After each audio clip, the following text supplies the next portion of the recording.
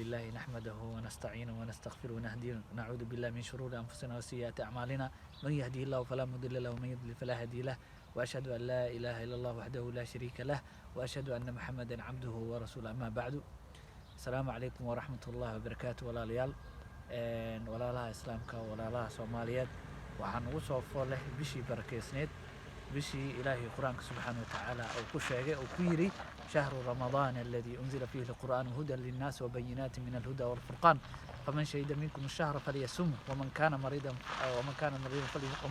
أو على سفر فعدة من أيام أخر يريد الله بكم اليسر ولا يريد بكم العسر ولتكملوا العدة ولتكبروا الله على ما هداكم ولعلكم تشكرون وبشي بركيسنيد وبشي خيريسنيد وبشي مغفرة إهد وبشي رحمة إهد marka walaalayaal bishaan oo kaleeto waxa waaye xaalad adag ay dhacday Ilaahay subhanahu wa ta'ala ana naga dul qaado coronahan iyo coronaviruskan adduunka dhan oo saameeyay qof walba maaragtay meesha uu joogo ha ku cibaadeysto gurigiisa ha ku cibaadeysto Allah ha ku baryo ummadda ha ugu duceeyo